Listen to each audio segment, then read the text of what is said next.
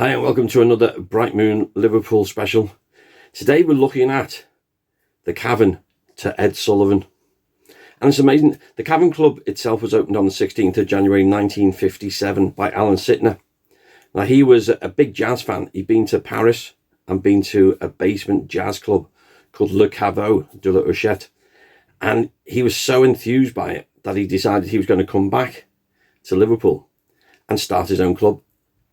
So he found this basement warehouse not being used and rented it in Matthew Street. And it became such a successful jazz club.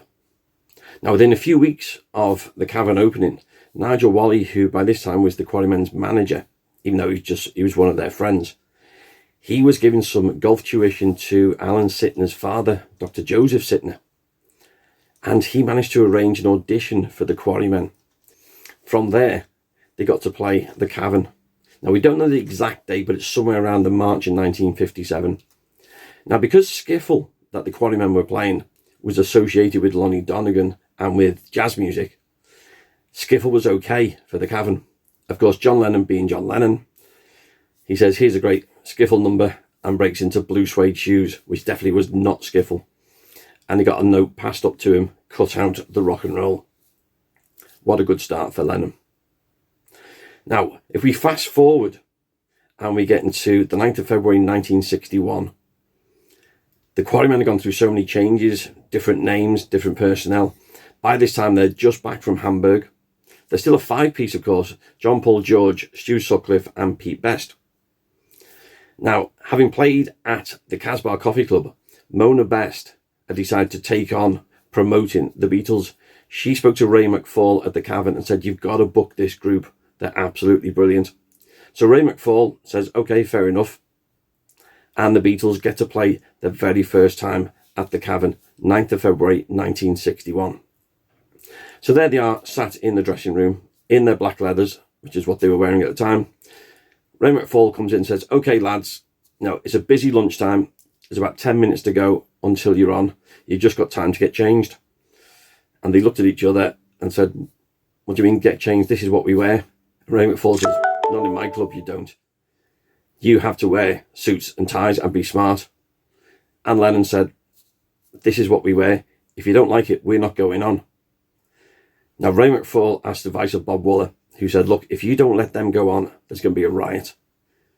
So Ray McFall said, okay, lads, this time only, you can wear your leathers, go out there and do your show. And of course, they went out and they were absolutely brilliant. After their lunchtime gig, Ray McFall says, right, how many bookings can you give me? And you can wear whatever you want.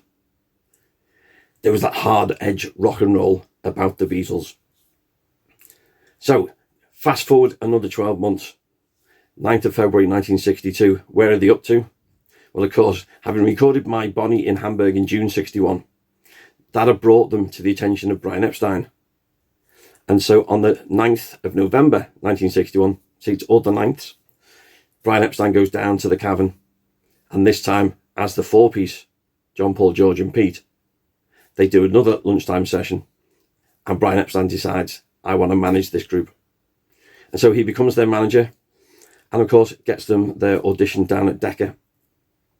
So by the 9th of February 1962, they've done their audition, and of course they failed it. Brian is trying to find any record company, anybody who would take them on. Within days, he comes face to face with George Martin. And of course, we know what happens after that. So fast forward again, 9th of February 1963, where are they up to? Well, of course, by this time, they've replaced Pete Best with Ringo Starr. They've released Love Me Do. They're now on a UK tour. And everything is going well. 63 is the year that makes the Beatles. They do their UK tours, and they do the first overseas trip, which of course was to Sweden. On the return from Sweden, they're met by this crowd of screaming girls at London's Heathrow Airport. By coincidence, passing through the airport at that time was TV presenter Ed Sullivan. He wants to know what all the noise is about. Who is that for? And he's told that's the Beatles. And of course, he has no idea who the Beatles are.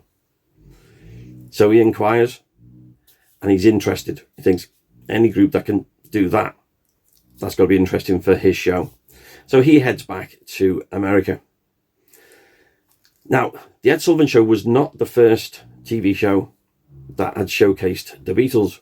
They'd actually been on CBS News. Mike Wallace had introduced them.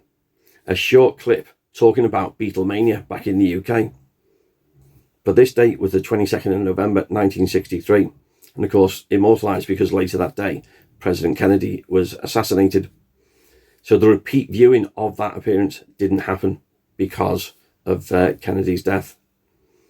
They then appear on the Jack Parr Show on the 3rd of January 1964. And by this time, the Beatles had been played on radios all across the US. So on the 7th of February 1964, the Beatles touched down at JFK International Airport. They give a press conference, and of course they're greeted by these thousands of fans. Little did they know what was going to happen, because 2 days later, on the Ed Sullivan Show, they're watched by an approximate 73 million people. Really, they had conquered the world. This was it. No British group had ever done what they'd done. No British artist had had the adulation, had had the audience, and the response that they got there in America. And so, with those coincidences, we look at 9th of February 1961, the Beatles' debut. And of course, they go on to play an approximate 292 times in just 2.5 years. So they're playing lunchtimes and they're playing evenings.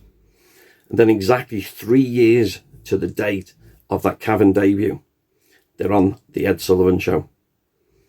What a 3 years. What a difference in their fortunes of this group that was only just starting to become a rock and roll group in 61, to becoming the group that would define the 60s and the future pop generation for what they achieved. So what we want to know is, do you remember watching the Ed Sullivan Show? What do you remember? Let us know in the comments down below. We'd love to hear from you. And if you're interested in this story of going from Liverpool to Hamburg to London to New York, then I've just co-authored a book called The Beatles' Fab Four Cities. There's more information about that you can get from our store in the description down below. So what an amazing 3 years. And who could forget the Ed Sullivan Show? It changed their fortunes and it changed the world.